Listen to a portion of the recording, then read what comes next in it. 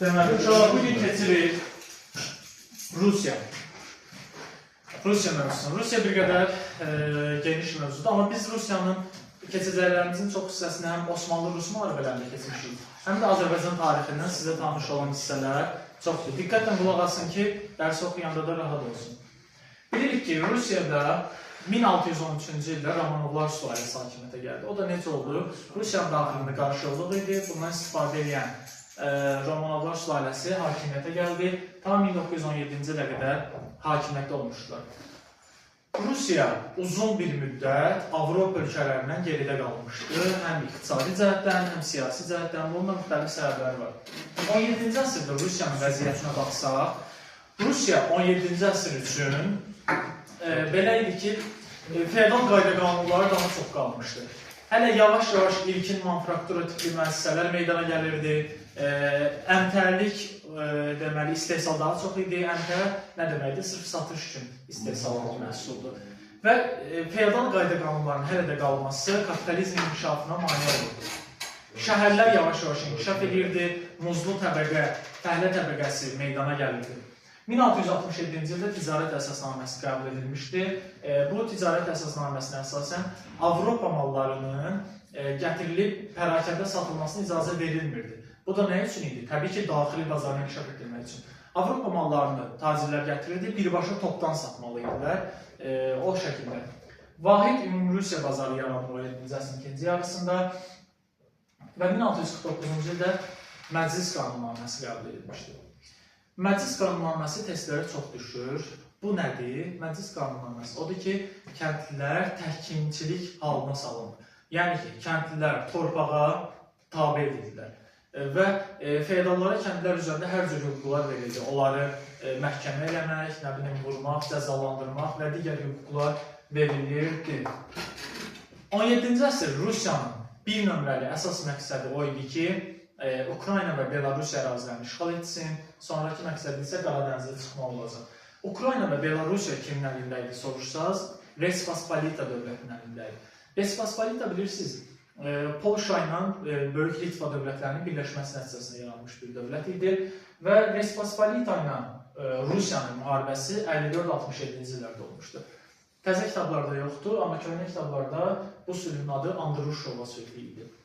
Və Respospolita ilə aparılan bu müharibənin nəticəsində Kiyev daxil olmaqla sol sahil Ukraynası, Dnepr çayının yəni sol sahil Ukraynası və Belarusiyanın bir hissəsi verilir kimə? Rusiyaya. Yəni Rusiya bu müharibədə qalib gəlir. Və Respospolita ilə danışmışkən 86-cı ildə müqavilə bağlanır və bir dəfəlik müharibəyə son qoyur Respospolita ilə Rusiya.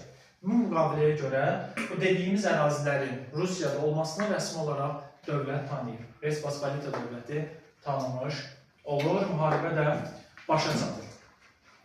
82-ci ildə, 1682-ci ildə Rusiyada hakimiyyətə gəlir birinci Pyotr. Pyotr hakimiyyətə gələn zaman Rusiya Avropa ölkələrindən geri qalırdı. Pyotr da bundan yaşı dolduqca təbii ki, gənc idi. Yaşı dolduqca bundan çox narahat olurdu. Ona görə də 17-ci əsrin sonunda böyük elçilik təşkil edir Avropa ölkələrinə. Uşaqlar, böyük elçilik nədir? Pyotr özü elçiliyin tərkibində başqa adla getmişdi Avropaya. 5 ilə qədər Avropa dövlətlərində yaşamışdı. Düşünə bilirsiniz, bir hökmdar gedir Avropa ölkələrində başqa kimliklə, gizliliklə yaşayır. Nə üçün yaşayırdı?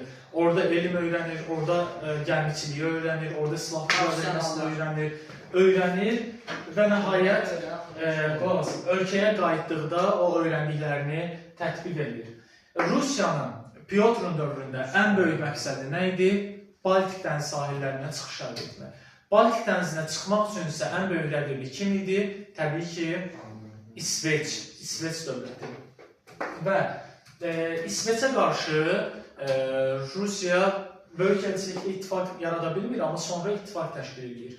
Şimal İttifaqı adlanan ittifaq yaradır Rusiya. Şimal İttifaqının tərkibinə daxil olan dövlətlər Danimarka, Saksoniya, Respospolita və Rusiya. Bu 4 dövlətdən ibarət Şimal İttifaqı təşkil edir İsveçə qarşı. Və Şimal müharibəsi 21 il çəkir. 1700-də başlayıb 1721-ə qədər. Şimal müharibəsinin ilk döyüşləri Rusiya üçün və müttəfiqləri üçün uğursuz olur. İsveç qalib gəlir. Ancaq 1709-cu ildə Poltava döyüşündə müttəfiqlər qalib gəlir və İsveç kralı qaçaraq sığınır Osmanlı dövlətinə. Pyotr da nə edir?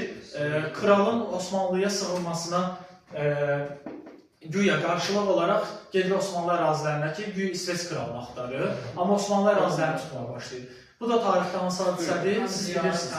Prut sülhü 1711. Orada nə baş vermişdi? Osmanlı paşası, Osmanlı ordusunun komandanı xəbəri olmur ki, bəs bu Pyotr mühasirədədir də, onu bilmir. Mühasirədə olduğunu bilmir və gedib Pyotrla müqavilə bağlayır, Prut sülhünü bağlayır Osmanlı paşası. Sonra onu sizə demişdim, Osmanlı paşası qayıdır Osmanlı dövlətinə ki, belə Pyotrla belə müqavilə bağladım, Azov qalasını geri aldım. O dövrdə 3-cü Əhməd idi. 3-cü Əhməd də deyir ki, onsuz da mühasirədə idi də, daha birbaşa əsir alardın deyir, o paşanın mən bilən kəlləsini vurur. Qısacası 1711-ci il Prut sülhü ilə Azov qalasını Rusiya qaytarır Osmanlıya. Yaxşı, bəs soruşsalar Azov qalası nə vaxt ələ keçirilmişdi? 17-ci əsrin sonunda ələ keçirilmişdi. 17-ci əsrin sonunda ələ keçirilmişdi, 1711-ci ildə də qaytarır. Gələk biz bu Şimal müharibəsinin nəticəsinə, müharibənin gedişində 1712-ci ildə Sankt-Peterburq şəhərini işaret edilmişdi, Neva çayı sahilində və paytaxtı köçürmüşdü bura, Sankt-Peterburqa. Nəhayət, 21-ci ildə Şimal müharibəsi Nitştat sülhü ilə başa çatır. Sülhün şərtlərinə görə Rusiya Baltik dənizinə çıxış əldə edir. Pyotr ən böyük məqsədindən birinə çatmış olur və Baltik dənizinə çıxış əldə edir. Nitştatın ardı ilə Rusiya imperiya elan olunur və Pyotr da Rusiyanın ilk imperatoru elan edilir. Yadımızdadır, biz Pyotrun Azərbaycanın yürüyüşündə demişdik. Pyotr Həştərxana qədər gəlir, sonra Dərbənddə açarı alır İmamqulu bəydən, amma sonra geri qayıdır. Deyildi, niyə geri qayıdır? İsveçlə yeni müharibə təhlükəsi var idi. Müharibə təhlükəsi var idi, 1722-ci ildə. Sonra, Pyotrun təbii ki, islahatlarından danışmalıyıq. İslahatları hərbi, idarə etmə və digər sahələrdədir. Kilsə və s. islahatlar, köçürmə. Hərbi islahat nədir? Pyotrun dövründə rekrut qaydası ilə, deyəcəm rekrut nədir?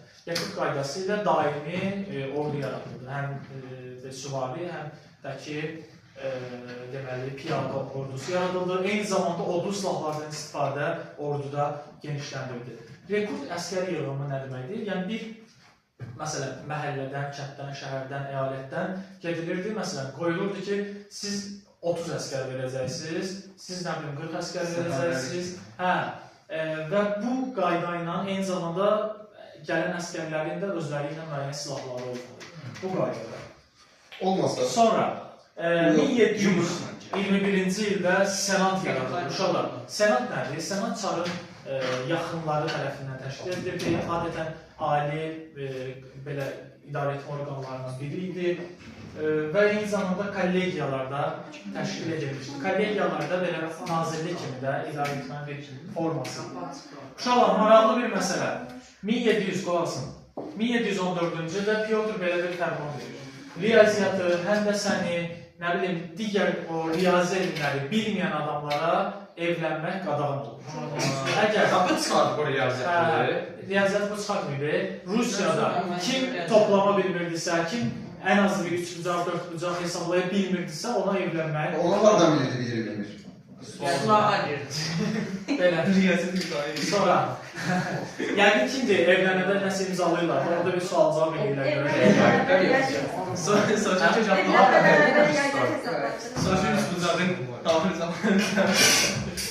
Sonra, yaxşı, uşaqlar. 1722-ci ildə rütbələrə dair cədvəl olur. Mülki və hərbi rütbələr ayrılır, konkret rütbələr cədvəli təyin edilir. Bu o deməkdir ki, artıq məsələn bəy uşaqları, tutaq ki, zadəgan uşaqları və yaxud da mütləq dövlət idarəçilərinin övladları rütbə almırlar da. İstənilən bir Rus vətəndaşı, istənilən bir Rus öz şəxsi bilgiyi, qabiliyyəti sayəsində yüksək vəzifələrə çıxara bilərdir. Sonra, kilsə, dini islahatı, kilsə dövlətə tabe edilmişdir. Ölkə daxilində vahid gömrüklər yaradılmışdır, gömrükxanalar yaradılmışdır. Bu və ya digər sahələrdə Pyotrun böyük islahatları keçirilmişdir. Uşaqlar, biz deyirik ki, ümumiyyətlə Avropa mənbələri deyir ki, Avropa ölkələrinin 300 ildə əldə edə bilmədiyini Pyotr öz hakimiyyəti dövründə əldə etmişdir. Yəni, elə bir inkişaf baş vermişdi onun dövründə. Sırf niyə? Pyotrun dövründə ilk məktəblər, ilk universitetlər, ilk elm adamları mühafizə olunurdu. Yəni ki, Avropanın 300 ildə əldə etmədiyini Pyotr sadəcə bu qısa müddətdə, təqribi 30-40 illik bir müddətdə əldə etmişdi. Ona görə Pyotr dünya tarixinin ən qüdrətli və ən elmi cəhətdən, bilik cəhətdən güclü hökmdarlarından, öz ölkəsini sevən hökmdarlarından biri idi. Düşmənimiz də olsa, amma rəğbətə layiq bir hökmdar idi. Düzdür, bizim əraziləri işğal etmişdi. Belə, Pyotrun ölümündən sonra Rusiyanın daxilində başlayır qarışıqlıq. O gəlir hakimiyyətə, bu gəlir hakimiyyətə. Nəhayət, 62-ci ildə saraya çevriliş nəticəsində 2-ci Yekaterina hakimiyyətə gəlir. Yekaterina da az bir şey deyildi, tarixin ən güclü qadın hökmdarı deyə bilərik hətta ona. Yekaterinanın dövründə şərq məsələsi yenidən gündəmə gəldi. Şərq məsələsi nədir? Odur ki, Osmanlı'nı məğlub etmək, boğazları ələ keçirmək, İstanbul'u ələ keçirmək və Yunan dövləti yaratmaq, belə desək. Yaxşı, Pyotrun dövründə dedi ki, Balkan nə idi? Baltik dənizə çıxış əldə etmək istəyirdi. Bəs Yekaterinanın dövründə nə istəyirdi? Qara dənizdə qəti olaraq möhkəmlənmək, Osmanlıdakı ərazilərə keçirmək, boğazlarda sərbəst düzmək istəyirdi. Bu məqsədlə 68-74-cü il Osmanlı ilə müharibə aparır. O sülh hansı idi 74-cü il? Yassa. Yox, kiçik qaynarca sülh. Burada Karqal-Laqolu filan döyüşləri var. 74-cü ildə kiçik qaynarca sülhü ilə demişdik ki, Rusiya Qara dənizdə ilk dəfə üzmə hüququ alır və Qara dənizdə möhkəmlənir. Eyni zamanda Osmanlı ilk dəfə təzminat ödəyir. Osmanlı Krımın müstəqilliyini tanıyır. Ardı ilə 87-91 ildə Yas. Bir də bu kiçik qaynarca da Cənubi Bug və Dnepr çayı arasındakı ərazilər Osmanlıya verilmişdir. Amma Yassıda Cənubi Bug və Dnestr çayı arasındakı ərazilər Rusiyaya verilir. Rusiya 83-cü ildə Krımı və Gürcüstanı işğal etmişdir və Osmanlı tanıyır ki, Rusiya Krımı və Gürcüstanı işğal edir. Yassı sülhü deməli belə. Və nəhayət dediyimiz kimi Rusiya Qara dənizə çıxış əldə etmiş oldu. İkinci Yekaterinanın dövründə bu və ya digər şəkildə həm Osmanlı ilə, həm digər Avropa ölkələrinin aparılan mübarizə uğurlu nəticələnir. Rusiya daha da güclənir. Bu şeydir, öləndən sonra Azərbaycanda çox ordular. Ayısol. İkinci Yekaterinanın ölümü ilə hakimiyyətə gələn oğlu Paveli yazılmışam. Pavel bütün orduları geri çağırır, ancaq bu hakimiyyət daxilində ziddiyyətlə qarşılanır və 1801-ci ildə Aleksandr, 1-ci Aleksandr hakimiyyətə gətirilir. Aleksandrın dövrü üçün biz indi deyəcəm nələr yazmışıq. Azad taxılçılar haqqında fərman verilmişdir bu dövrdə. Bu belə idi ki, kəndlilərə icazə verilirdi ki, torpaqlarını bəylər torpaqlarını kəndlərlə birlikdə satsınlar da. Yəni, kəndə pul ödəməklə bu üçün torpaq sahibi olsun. Belə bir qanun idi. 1810-cu ildə Dövlət Şurası yaradılmışdı. Avropa nümunəsində nazirliklər təşkil edilmişdi 1-ci Aleksandrın dövründə. İndi bura yazmadıqları nələrdir? Bizim keçdiklərimiz. Aleksandrın dövründə nə olub? 1-ci Rus-Qacar müharibəsi, daha sonra Avropada olmuş. Rusiya ilə 1812-ci il, Osmanlı ilə müharibə, Buxarest sülhü 1812 yadınızdadır. Bessarabiyanın bir hissəsini ələ keçirir. Bessarabiya verilir daha doğrusu Rusiyaya, Moldova, Valaxiyadakı qalır Osmanlıda. Bu sülhüdür. Moldova, Valaxiya, Serbiya, Osmanlıda qalır. Sonra 1-ci Nikolayın dövründə məşhur dekabristlər hərəkatı var. Bu nədir? 25-ci ildə Aleksandr ölür, hakimiyyətə Nikolay gəlməlidir. Dekabr ayının 25-də başlayırlar bir qrup inqilabçı, belə deyək, üsyan hazırlayır. Çarın and içməsi günü, Nikolayın and içməsi günü güya suiqəst təşkil olunacaq, Nikolay öldürüləcəkdir. Ancaq suiqəstin üstü açılır və dekabristlər hərəkatı, Hamısı. uğursuzluqla nəticələndi. Başlamamış. Nikolay hakimiyyətə gəlir. Nikolay dövründə nə olur? Yaxşı bilirsiniz, 2-ci Rus-Qacar müharibəsi, 28-29 Osmanlı ilə müharibə Ədirnə sülhü, yadınızdadır, Ədirnə sülhü, o dediyimiz Moldova-Valaxiya Serbiya müstəqillik, muxtariyyət alır daha doğrusu Ədirnə sülhü ilə. Eyni zamanda Osmanlı Yunanistanın müstəqilliyini tanımalı idi. Sonra bu 1-ci Nikolay dövründə başlayır Krım müharibəsi. Uşaqlar, Krım müharibəsi 53-cü ildə başlamışdı. Krım müharibəsində sizcə Krım müharibəsində bəlkə dəyişəsən stulları. Gec deyirsən. Yox, indi başladı səs gəlir. Gəl qabaqda otur da, gəl qabaqda otur. Onu dəyişəndə daha çox səs. O qalsın orada qabaqda. Sən məntiq dərslər. 1853-56-cı illərdə Krım müharibəsində uşaqlar, Osmanlı dəstəkləyən dövlətlər İngiltərə və Fransa meydana çıxır. İngiltərə və Fransa niyə dəstəkləyirdi Osmanlını soruşsaz? Çünki Rusiyanın daha da güclənməsini istəmirdi. Və Krım müharibəsi 2-ci Aleksandrın dövründə davam edir. 2-ci Aleksandr 55-81-ci illərdə hakimiyyət olmuşdur. Stolların cıvıldaması videoya düşür. Sonra özünüz qulaq asanda başınız ağrıyacaq. Ona görə çalışın cıvıldaması. Və 53-56-cı illərdə Krım müharibəsi, 56-cı ildə Paris sülhü ilə yekunlaşır. Bu müqaviləyə görə, Paris müqaviləsinə görə, Paris sülhünə görə deməli, Rusiya Krım müharibəsində məğlub olur və beynəlxalq nüfuzunu itirir. Beynəlxalq nüfuzu Rusiyanın zəifləmiş olur. 2-ci Aleksandrın da islahatları var, uşaqlar, çox geniş islahatlardır. Və bu islahatlar bizə də aiddir ki, keçmişik. Bax, demişdik Azərbaycan tarixində, 61-ci ildə kəndi islahatı, kəndlilərin təhkimçiliyinə son qoyulur. 19 fevralda kəndlilərin təhkimçilik vəziyyətinə son qoyulur. Kəndlilər torpaqları satın ala bilərdilər, bunun əvəzinə dövlətə ödəniş edəcək. Demişdik, ipoteka kimi, yəni o həmin məsələdir. Zemstvo deməli, orqanları yaradılır, yəni seçkili orqanlar yaradılır, vahid idarələr. 64-cü ildə məhkəmə islahatı keçirilir. Məhkəmə islahatında nə deyilir? Rusiyada məhkəmələr açıq keçirilirdi, andlı iclasçılar var idi, seçim yolu ilə idi. Rusiyadakı məhkəmə islahatı bizdəkindən çox fərqli və çox fərqli keçirilmişdir. Şəhər islahatı 1870 vahid şəhər dumaları yaradılmışdır. Bizdə həmin dumalar neçənci ildə yaradılmışdır? 1878-ci ildə şəhər islahatı.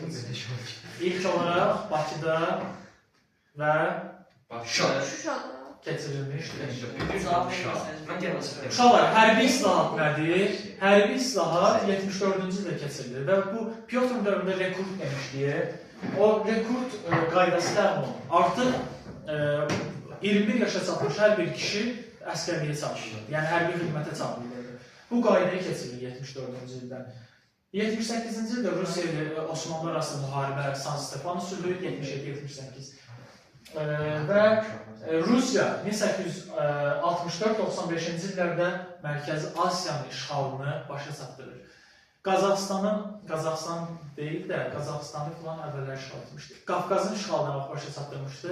Yadınızdadır Qafqaz müharibəsi 1864-də Şeyx Şamil var idi, 24-59-cu illərdə, 34-59-da doğrusu. Və nəhayət 3-cü Aleksandrın dövrü Rusiya adlanırdı nə? Xalqlar həbsxanası. Bütün Rusiyanın daxilində olan bütün digər millətlər sıxışdırılırdı. Onların hüquqları əlindən alınmışdır. Bir də bir şey deyim sizə, 1848-də kimi hakimiyyətdə? Aleksandr. Aleksandrın dövründə Rusiya Avropa jandarmı rolunu oynayırdı. Bunu soruşsalar niyə jandarm? Çünki Avropadakı inqilabları yatırırdı. Baxın, bir dənə fikir verin, Fransada inqilab olur, gedir yatırmağa, harada inqilab olur, gedir yatırmağa. 1-ci Aleksandrın dövründə Avropa jandarmı, 3-cü Aleksandrın dövründə isə xalqlar həbsxanası adlandırılırdı.